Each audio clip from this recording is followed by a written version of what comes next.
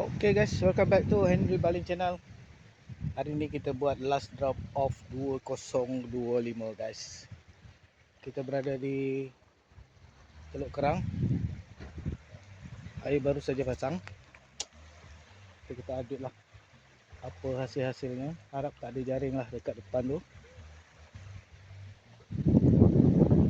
Cuaca di sana agak cerah, di belakang gelap. So kita tengoklah apa hasilnya nanti guys. Nanti kita akan update.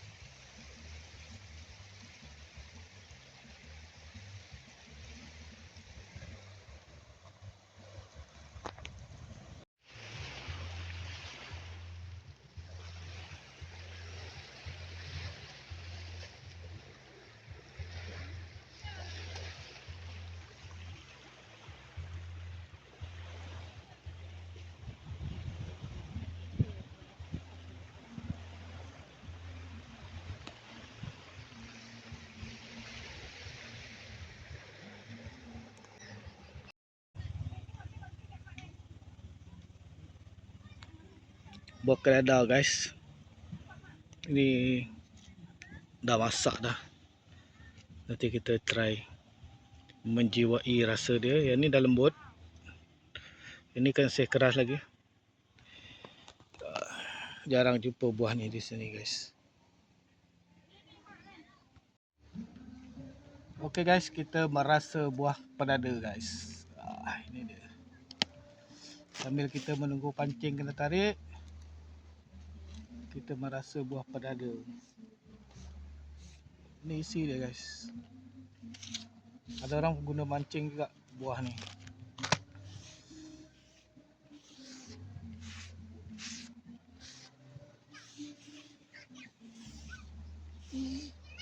Ni dia dah masak.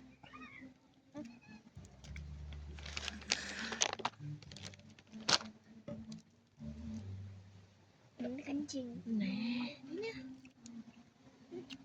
Mana? Masam guys.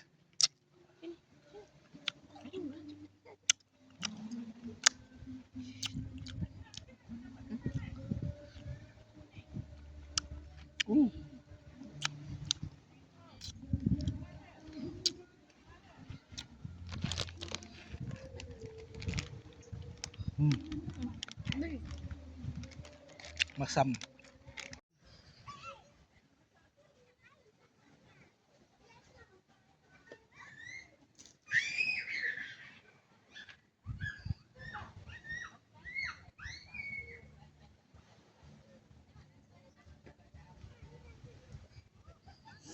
Itu pokok pedada guys.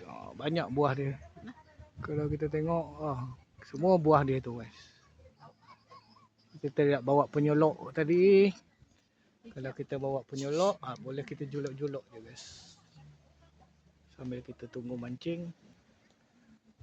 Belum ada sengatan lagi guys.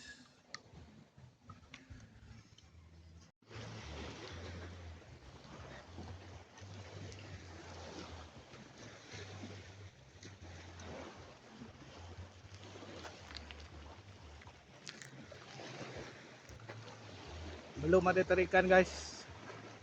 Kita masih menunggu. Air pun tengah cantik.